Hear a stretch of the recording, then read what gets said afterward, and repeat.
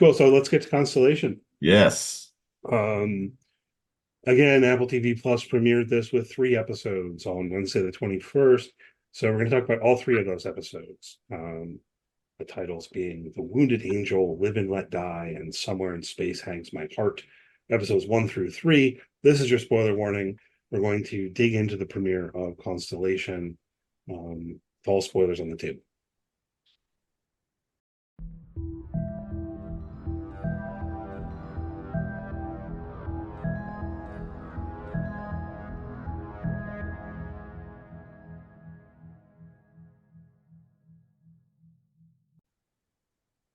Okay, we are back to talk about Constellation on Apple TV Plus. All three of the episodes released this week. Cameron read those titles a few moments ago.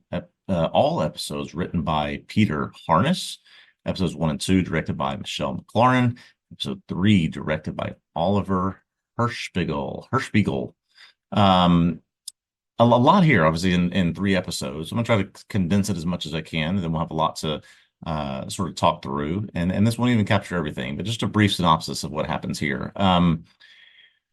There is a crew of people on the International Space Station that consists of 5 astronauts and cosmonauts, while in the midst of their quantum physics experiments, spacewalks, just sort of the normal routine before they're scheduled to come home in a couple of months, something collides with the space station that cripples its systems, cripples its life support, and actually ends up killing one of the crew members named Paul. The remaining astronauts are forced to evacuate. 3 leave on one of the escape pods, while one has to stay behind to repair the other pod and try to make it out on their own. This one who's left behind is named Joanna Jo Erickson. She stays behind to make the repairs, and while she's there, begins experiencing some very odd things, odd visions, hallucinations. She claimed that she saw what ran into the space station, which was a very old body of a Russian cosmonaut. But she's pushing through to make these repairs so she can make it back to Earth with her family, Magnus and her daughter, Alice. Once back on Earth, there's an investigation that begins at the collision. Jo claims she saw this old cosmonaut hit the ISS, but the space agencies don't believe her. They want all prove that should be released from their liability and not responsible for what happened, particularly because there was a death of someone aboard. So the investigation concludes. She finally relents and says, "Fine, whatever you say. I didn't see what I think that I saw." Jo, while on Earth, continues to not feel like herself. She's noticing things about her family, her life, the things around her that are very different than when she left and went up to the ISS. Meanwhile, one of the things that was being done on the ISS was a quantum experiment that was being managed and really championed by a former astronaut named Henry Caldera. Something about this experiment seems to hold the secret, sort of what's happening to these people, and is a very unexplained phenomenon. And he is risking everything to get these results back to Earth and find out what might have been. Is what they find out in this experiment something that can explain what's happening to the astronauts, what may have happened to him before?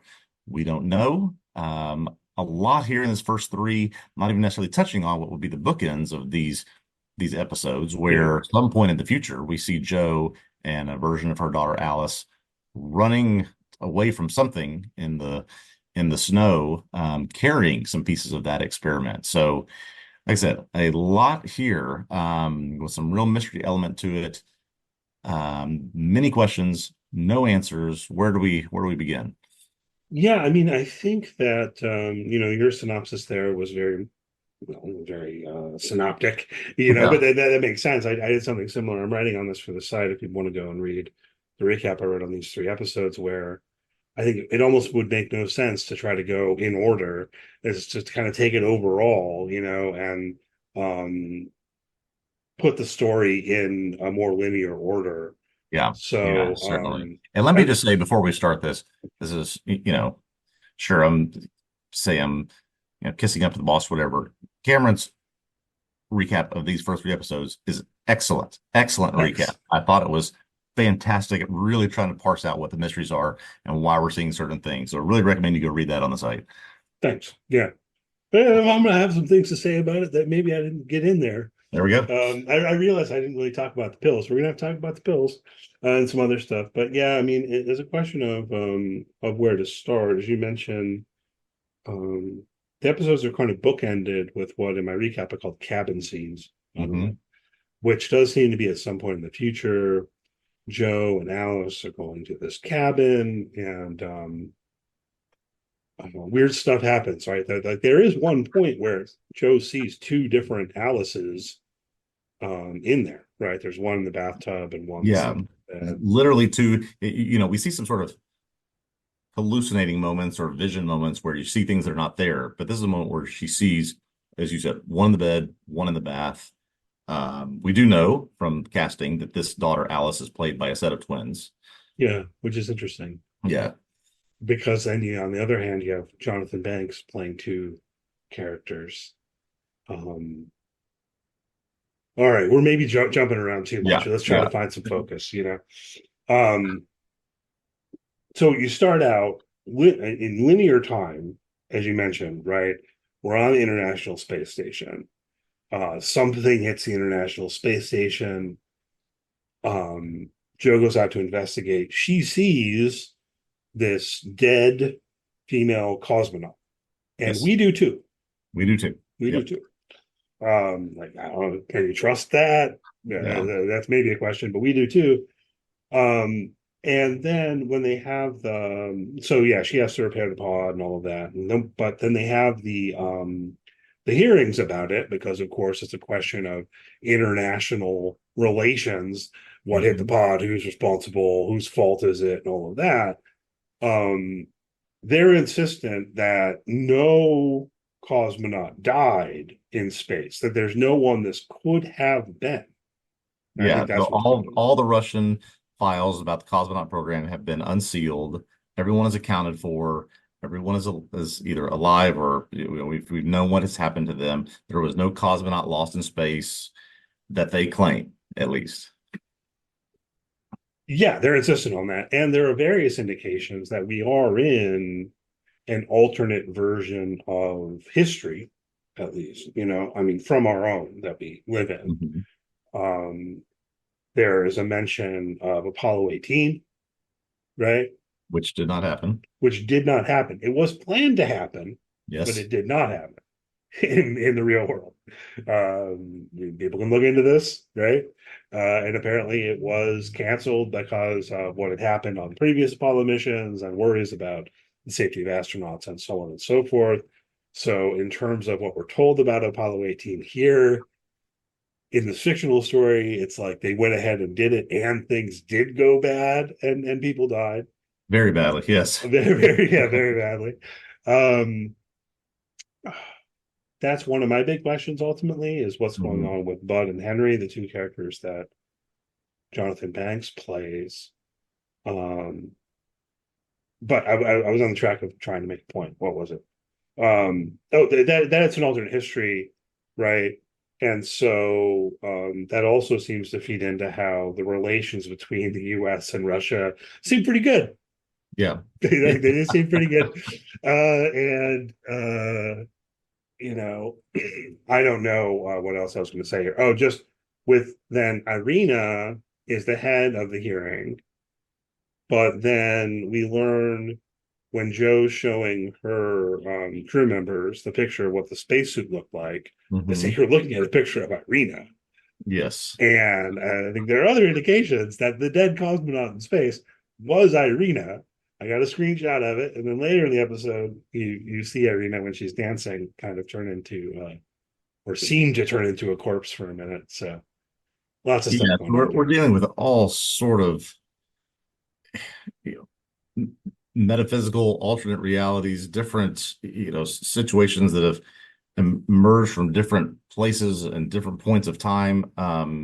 So this is the thing that, just on first watch that can be quite disorienting about it, right? So are we sort of stuck watching one timeline? Are we stuck watching one series of events that keeps flashing back to things that happen within that same timeline? Or is this different versions of of history, or is this um histories that are branching off of these things that have been done since that, this sort of this, I think you and I may have similar hesitancies about multiverses and timelines and all that. So I'm just sort of curious sort of what your thoughts are. Are we on multiple realities here, or is this a we have unexplained things in sort of one timeline? It definitely feels like something along those lines is at play. Um, and I guess I'm realizing almost the only way for us to effectively work through this is to start kind of going question by question, Mhm. because the way it's presented is non-linear, and I think we're kind of stumbling around a little bit trying to figure out how to just work through the story. I think we have to go just to the questions. Yeah. Um, and presumably, hopefully, people have watched it if they're listening to this. Yeah. So let's start with yours that you just asked. Is kind of the big headline question almost. And I do almost feel like it does take the 3 episodes to get enough information to really start presenting these questions well. But are they alternate realities? I mean, it would seem like there are certainly some indications that strongly point to yes, like what was going on with the cosmonaut. If that is Irina, I think it Yeah. seems to be Irina. That suggests there's an alternate reality where she died, but then that's crossing over into ours. So that's what I think gets really murky, is that everything kind of feels like um not just some kind of straightforward multiverse story, but that they're like impacting one another or something like that Yes, you somehow. you have things in multiple storylines from multiple characters of this where they're crossing over whatever those barriers or timelines are, where they're not understanding or they're trying to get back to, or they're being pulled away from the one that they belong on. So when Joe returns home to Germany finally, she realizes, you know, first of all, she's treating Magnus differently because they were apparently having problems before, which might have been from an affair. She Feels noticed, like it. yeah, the car is a different color. Alice is not really taking to her and not wanting to do anything with her. So it's sort of like this version of Joe that we see belongs in another timeline, which must mean that there's a Joe in another timeline that belongs in this one. And I sort of does that track? Is that sort of what we're looking at? And Yeah. we can start there with Joe because there are other characters that seem like they're sort of dealing with this as well. Yeah. I mean, I guess I'm gonna push back a little bit on it. It does it terrible grammar I was about to engage in. You said it must mean there's another Joe who belongs in this timeline, or however you put that exactly. I mean, I guess maybe, I don't know. A little Yeah, hesitant. It does kind of seem like there are two Alices. Further, it seems like the one Alice doesn't speak Swedish. yeah. Alice is supposed to speak Swedish, like Joe has a thing where they speak Swedish to one another all the time. Mhm. The scene in the cabin, we do see two. Things are really kind of murky though, because it kind of almost it seems like Joe leaves the cabin, trucks across the snow, and finds a version of the same cabin, but it's all icy and Alice is hiding in the cupboard or whatever. Then she brings her back to the first cabin and she's giving her a bath, but then the second Alice is sleeping and wakes up, and then there's a brief moment where they're both present, and then the one in the bathtub disappears. And then she wants to go back out and find her again, and the Alice that is with her, who I guess we could say is not her Alice, um, Yeah, exactly. also doesn't recognize her as Joe as her mother, right? Yeah. So this is at the I believe right towards the end of episode 3, they seem to mutually recognize um, you're not who you're supposed to be. And then the police are showing up. Why are the police showing up? That's an Yeah, interesting. there's lots of things I can speculate that this might be for. She has clearly stolen something from NASA or whoever's running the experiments that Caldera was running on the ISS. She has uh I don't know, there's a sense of she is running away from, or she has kidnapped her daughter. She could be there's any number of things why the police could be after her. People could think that she's missing and they're trying to find her. I think that sort of opened up a big box of questions that, yeah, we need more of what happened in between these hearings and this moment that we see with them running away and hiding in these cabins, of sort of what's that connection there. Yeah, and presumably they'll be filling that in for us. To be clear to everyone listening, I have not watched any further. I've not seen anything beyond episode 3 at this point that we're recording this podcast. My speculation, though, that Yeah. this is that she stole the Cal device because she does seem to have it, Yep. right? And she's listening to the cassette tape of a woman speaking in Russian. I'm guessing that's also Irina somehow. That, that's Um, that's my guess. Yes. and that overall, at this point in the story, however long it takes us to get there, Joe has figured things out well enough, or thinks she's figured things out well enough to have the thought that the world's wrong, she's in the wrong reality, or however you want to put that, and it's the Cal device's fault, and wants to use it, figure out how to use it to fix things. Yeah. To see I think that that's a safe assumption. She has determined somehow, because she doesn't seem, in the one interaction they have, she doesn't seem to really know this Henry Caldera character.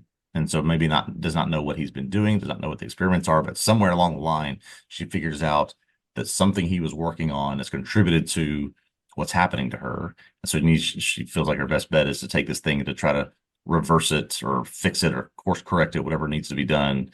And grabbed her daughter, grabbed the device, and left. Right? That's why Yeah, the police are after her. something like that. And of course, they were doing an experiment with this device on the space station right before the collision, when the collision happened. Yeah. So led to speculate something like somehow this Cal device is, opening a portal to another dimension or something. Yeah. Um, So on that note, right? So we have this sit down between Jonathan Banks' character, Henry slash Bud Caldera, and Alice, where he, very clearly, we're going to give you the 2-minute primer of what quantum physics is for those of you that are the uninitiated, which I certainly include myself in that. I have no idea what that means. Um, I'm coming off of a year where there's a lot of shows like Loki and others where it was just full of, techno gobbledygook you kind of just didn't understand. Do we think that we're going to need an understanding of this stuff to be able to really buy into what are already a big set of mysteries in this show, or how much knowledge are we going to need here? I mean, my brief answer is I think the answer is no. Yeah. Because I mean, to qualify that, I think this show will tell us whatever we need to know to understand what the show is doing. Yeah. And at the end of the day, it's just not going to match with the hard science of Yeah. quantum physics as I understand it as a layperson. Like I've read some books and things like this written, sort of popular science sort of way, or read some Brian Greene and stuff like Yeah. that. And I mean, the broad point is that, well, you can play with stuff like this and stories like this. Every scientist will tell you that you can't just kind of you can't map quantum effects on the macro reality. Yeah. The whole point is sort of when you get very, very small, things get really weird. They don't get weird like that at the macro level. At the macro level, you can just like use Newtonian physics and things Right. work. Exactly. Um, Exactly. so, but yeah, they're clearly playing with something along these lines.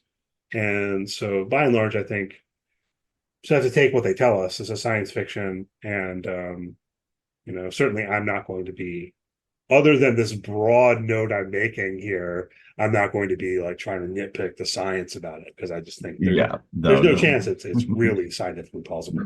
Nor will I. And so that kind of leads me to two people we've been talking about, leading to a question about a third. So we've talked about Joe and her situation, what happened to her, what she is starting to experience, what she's starting to see. We mentioned that part of that experience is two versions of Alice, whether that's one version that's literal and one that's a vision, or two literal versions of Alice in the same place. We don't exactly know yet. But when I started to see things happen with Jonathan Banks' character, whether it's Henry or Bud, I need you to clarify that in just a minute. But when I started seeing sort of he's experiencing this as well, I assumed, oh, okay, well, there's something that happens to people that go up into space or that deal with these kind of experiments or that, function in some type of world where they're exposed to something. But then, okay, why would there then be two Alices? If I can understand, things happening to Joe, things happening to Henry. I don't understand why there are two Alices, I guess. But maybe that'll help to clarify if you have an idea of what actually is going on with Henry, Bud. Are they the same person? Are they different people? What happened there?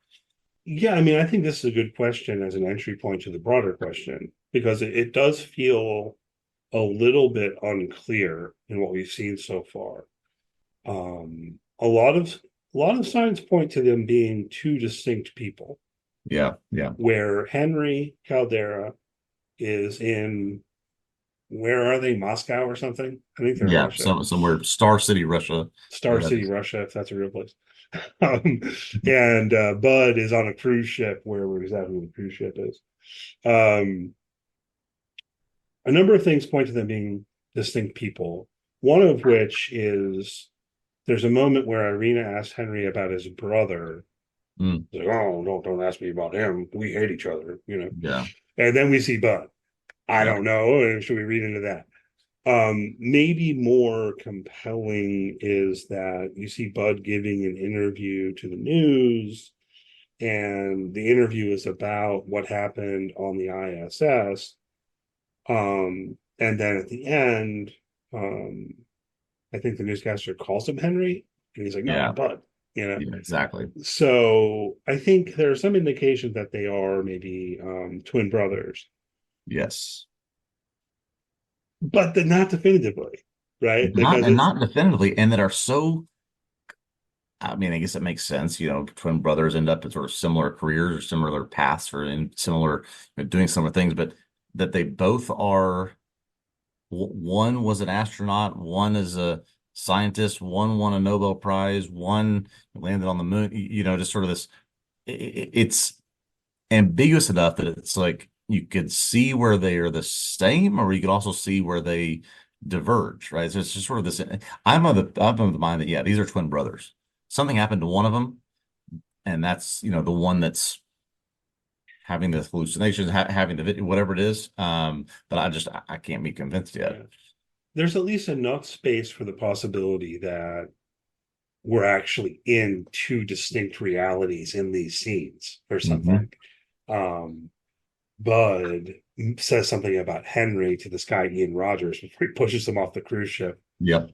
Um, the actor, by the way, if you recognized him like I did, Doctor Who would be the answer you're looking for. He was in Doctor Oh, okay. Who. But it's Rose's father, Doctor Who. Anyhow, right before he pushes him off the cruise ship, he mentions Henry. Ian Rogers does not seem to know who he's talking about. Yes. I mean, I'm reading into it, but he does not seem to understand the reference to Henry. Yeah. So, like, there's a lot of ambiguity or space for it to go in one way or another. I Yeah, mean, and that's and maybe that's just some of the cleverness of the show, kind of like we were talking about with the interview that he's doing. He's doing this, Zoom interview or something with the media, and they say, "Oh, Bud Caldera," and he's like, "You don't know, it's Henry or whatever it is."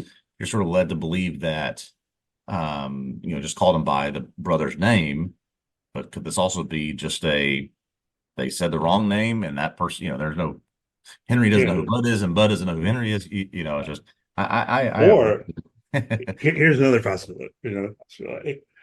All right. Bud goes on the Apollo 18 mission, and some Okay. crazy space madness happens. Yeah. And when he comes back, there's two of them. And then they say, no, there have always been two. You're twin brothers. You're Bud. You're Henry. Don't you remember? And they like keep them separate because they're actually doubles, and one of them belongs in a different Yeah. reality or something. I thought one of the most compelling parts of this first three episodes was him sort of retelling what happened on that mission, Yeah, is that everything was fine. He Something happened. He fell asleep, passed out, whatever it was, and woke up and everyone was dead. So it's sort of like, did he cross over to somewhere during this time? Because he certainly has this experience of everything was good and then everything was wildly different from what he was experiencing. So sort of this crossover event. Has Joe done that? Has Alice done that? We yeah, just and hard and to and, tell. and with Joe, we spend a lot of time with her working to repair the pod. She's in a time crunch. she actually kind of doesn't seem to have enough time, and then she can't get the whatchamacallits to unlatch properly. And the Yeah. instructions say to unlatch them manually, you need two people and all of Yep. that. At least one thing that's on my mind as a possibility would be that um, maybe Joe died in another reality, Yeah. but but then survived. And I don't even know if I can put this coherently. Like maybe the Joe who survived crossed over from Yeah. a reality where she died to one where she lived, but she's the wrong version of herself or something Yeah. like So I mean, that. and that tracks with the experiment because they're talking about in space when they're running this thing that sort of matter becomes in this state where it's the same, one black, one white, sort of opposites of each other, but there's a period of time where it can't tell where it wants to be or who it wants to be or what it wants to be, and it's trying to connect with its partner, as it were. Again, forgive my science explanation, but Yeah, I mean, my it's understanding, I don't connecting know about between them. How Henry puts this to Alice. My understanding is what he's referring to probably is some experiments about light. There's a Yeah. question, is light a wave or is it a particle? Well, um, it depends, or like it's sometimes a wave if you do one kind of experiment, and Yeah. it's a particle if you do another kind of experiment. Yeah. And it's like it's both a wave and a particle, or it's neither both until you look. Yeah.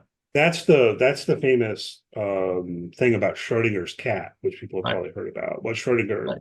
I don't know why you would use this example, but you imagine that there's a box that has cat in it, and Mhm. is the cat alive or is the cat dead? It's not just that you don't know until you open the box. The claim here is that it isn't one way or the other until it is observed. Yeah. And that observer effect that Henry refers to is a real thing in quantum mechanics. But again, it's something that applies at this quantum level, and it's very, very weird. Like Yeah. I think it was maybe Niels Bohr who said something like, if when you first learn about quantum mechanics, you weren't outraged, you didn't get it. Yeah. Yeah. Because this is like, it makes no sense. It defies all that you've learned in, yeah, more terrestrial physics, I guess you should say. Yeah. Yeah. Yeah, like it shouldn't be. No, it just does, should not be possible. And so it won't line up with our kind of ordinary concepts, I guess. And Yeah. clearly they're playing with that stuff. But again, I'm not going to nitpick the science because they're doing whatever they're doing. It's a science fiction Yeah. show. And I can square the circle on all of those things when it comes to something happened to Joe, something happened to Henry and or Bud. Um, why would there be two Alices? I think that's just something I cannot explain. That's, I mean, nor should we be able to, I guess. Yeah, or is Joe like somehow flitting between realities Yeah, or something yeah, like this? And so let's talk about the pills. So I mentioned, apologies to people who read my recap. I don't think I really talked about the pills, and that's something of an oversight. I presume these are going to be important. they We have to be. see They have to be. um, we see Henry taking them. I believe we see Irina taking them, and they are given to Joe, and they tell her it's just like some really benign vitamin supplement. I Yeah, forget even what they list. It's like, oh, it's just like vitamin B12 and D. vitamin Yeah, D. You yeah. know, You it's didn't get not enough that. sunlight. Yeah. There's no way it's that, No, right? Like, there's no way. It's to, you may have even said this in your piece. It's to, I don't know, bring you back to some sense of reality. It's to ground you. It's to reorient your brain from some of the craziness that you've experienced. It's something, but it's not just vitamin D because you didn't get any sun while you're up there. yeah, I mean, I think it has to be Yeah, something to that kind of end, particularly with the people we see yeah, taking it. But one of the things I think is really interesting to think about in that regard is if that's true. I mean, of course, there's a question of what exactly are they taking, and like, are they going to make up some substance that doesn't really exist? Probably. yeah, But the existence of the pills would imply that someone knows what's going on. Yeah, somebody does. Henry is going along with it, if he's complicit in that or not. I think my only minor minor quibble with this was I think we saw 15 or 16 times somebody taking one of those pills in the first three episodes. It's like we get it. You could have Yeah, showed this twice in the first three episodes and made it more impactful for when the whatever the reveal of what it is comes later. But now it's like, okay, we know we're looking for a pill answer at some point, right? yeah, we know the pill is Yeah, significant. It wasn't yeah, just some minor thing. Yeah, they kind of call our attention to it. yeah. Um, Another thing they call our attention to, I don't know if this will be relevant or not, but and this is a very common sort of space travel trope on TV and movies, sort of the you're out of range or you're, slingshotting around the moon or you're in the dark to where you can't communicate with us for a period of time, right? This is very common in space movies and television.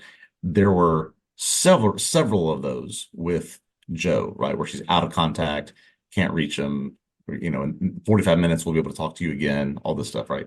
Sort of these clear moments where, okay, if something's happening, it's during this time. And I wonder if we get sort of a sense of flashing back to those to see, okay, what's actually happening to her and others that have gone through those moments where they're the cat under the box in that moment. yeah, and I mean there are some things we didn't quite mention while she's on the station. There's the point where she sees Paul's severed arm and she Hmm. grabs it, and then it's like the whole Paul appears. Yeah. She also sees a vision of Paul visiting his grave later on, and he says a little poem or whatever. Like I have no interpretation of those Yeah. lines he says. They're in my recap if you want to. Like, I don't know. Yeah. Somewhere in space hangs my heart. Yeah. All right, buddy. And your arm. Yeah. um. So what's going on there? Presumably, it's all going to tie together in some way. It's also a cut where I think it's in the end of episode one. She's on the space station, and then it's like she sees down the hall to a door with a beaded necklace on it, and Hmm. then you see the same beaded necklace on the door of the cupboard, where she finds Alice in the icy cabin, and I don't know. I don't know. We have enough information to Yeah. go further with that, but that's just to mention some stuff that's there that will presumably factor in down the line.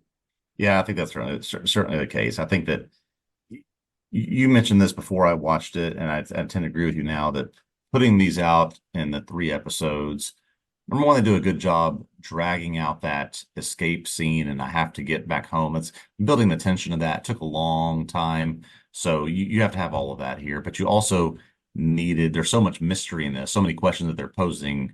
They needed sort of the collection of these three episodes to do that, it would seem. Yeah, I mean, I think so. Potentially, maybe you could have condensed it, but I Yeah. did meaningfully feel like it wasn't until I was watching episode three and got to the end of episode three I said, "Oh, Yeah. I have questions." Okay, whereas like before that, I was enjoying it from the beginning, but um, it didn't have quite enough of a sense of what was going on to even know what my questions were. But by the Yeah. time you get to the end of episode three, particularly like that scene with Irina dancing, which is pretty quick, Yes. but she flashes into a corpse. The way that it fleshes out questions about Henry versus Bud and all of that. Yeah. Yeah, so I mean, I think we've got something's going on having to do with alternate realities in some way that involves some kind of quantum mechanics business Yes. Yeah. as what they're going to appeal to. Um, So some quantum physicists are listening to this and stabbing themselves in the ear based on what we're saying. We're doing our best. We're doing our best. I think we're doing fine. You know what I mean?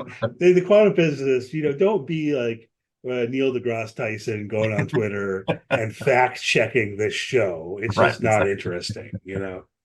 Absolutely not. I'm Absolutely sure it's not. wrong. That's not the point. Yeah. And I knew it was coming. I should have expected it. This was my biggest gripe about, watching Ted Lasso. I clocked it. It was literally less than 5 minutes before we got Alice saying on the Apple TV show, I want to read the story on the iPad before I go to Mhm. bed. It wasn't, I want to read the story about the rabbit, or I want to read the story about I want the iPad story, Yeah, so the we can iPad a lot of story. iPhones and iPads in this show. Now, this is an interesting note, actually, as you mentioned the iPad. She is, when she's preparing to come back, she's like recording messages on it and so on. Yes. And I didn't realize what she was doing at first, but she left that one on the space station. Yeah. Um, that Assuming could, someone would come back at some point and find it. Yeah. well, I mean, it took me a second, but then I realized it made sense because Yeah. if she's thinking to herself, maybe I'm not going to make it, Hmm. maybe I'm going to burst into flames on reentry or crash into the ocean and die, and they're never going to find this pod. Well, of course, it wouldn't make sense to keep your last message with you. So it Exactly. makes more sense to leave it on the space station. Right. Um, so yeah, okay, I suss that out. But it also means that there's potentially some piece of evidence up there that might, I don't know if they're going to return to Yeah. the International Space Station and find it at some point. Yeah, that's a good Um, question, is are we done with space for this show? Hard to say at this point. it is hard to say thinking about it because I'm realizing that it seems like after the hearing and everything, they're just moving in the direction of totally abandoning the International Space Station. And it's Exactly. just space junk now, you know. Yeah. Um, they badgered her. I mean, I did think it was kind of noteworthy, and I don't know if there's anything to read into about it, but the way that they badgered her into agreeing that it might Yes. have been a trash bag. Yeah. I don't know. Did anything about that bother you? Because I find myself at a certain point thinking like, why don't you just like say, hey, we don't believe you. We think it's a trash bag and just ignore her. Yeah. Why do you need her to get on board with your story? Yeah, I was thinking about it more from Joe's perspective, where there's some weird things happening to her. She's trying to reconnect with her family. She's just like, "You fine, you're not going to give up clearly until I say what you want to hear." There's some sense of it being plausible that, well, maybe I did say I was worried that wasn't getting enough oxygen to my brain. So maybe you're right. Even if there's a 5% chance you're right. I just want to be done with this and get back to my family, try to figure out why my car is a different color. Yeah, I mean that makes more sense to me than their insistence on getting her to agree. I mean, that feels almost Stalinist or something, Yeah. right? Yeah. Like, we're not going to just move forward and say we've decided that you were wrong. We're going to keep Yeah. pushing the question until you come around to saying trash bag, say Yeah. trash bag, you know? Um, and she does. But I mean, I guess when you've got quote unquote conspiracy theorists like Ian Rogers out there, maybe that has Yeah. something to do with it. Yeah. Exactly. Exactly. Yeah. Lots of mysteries. I presume the next 5 episodes will give us some answers. We'll see if we can if we can understand them. I'm sure we'll understand. I just hope it's good. I hope we don't like end up reconvening after the last one and going, oh man, they They thought were in purgatory the whole time. it was well, really it was your father. Yeah. That was a jazz something in particular I won't cash out. So yeah, we'll be back next week talking about Constellation episode 4. Hopefully you've enjoyed this episode. Hopefully you're watching the show and enjoying it. Hopefully you'll listen along with us each week. Show comes out on Wednesdays. We're gonna put these out on Fridays. And in the meantime, you read my recap of these first 3 episodes of Constellation on TVObscast.com. Bunch of other stuff on the site there. Encourage you to poke around and follow the site on social media, TV Obsessive. There's a YouTube channel. If you're listening to this through the podcast app, you could alternately go to YouTube and watch it on YouTube if you want. Want to do me a favor? Go to YouTube anyway and hit subscribe, get that number up. And yeah, we'll see you next week. All right. Looking forward to episode 4 next time.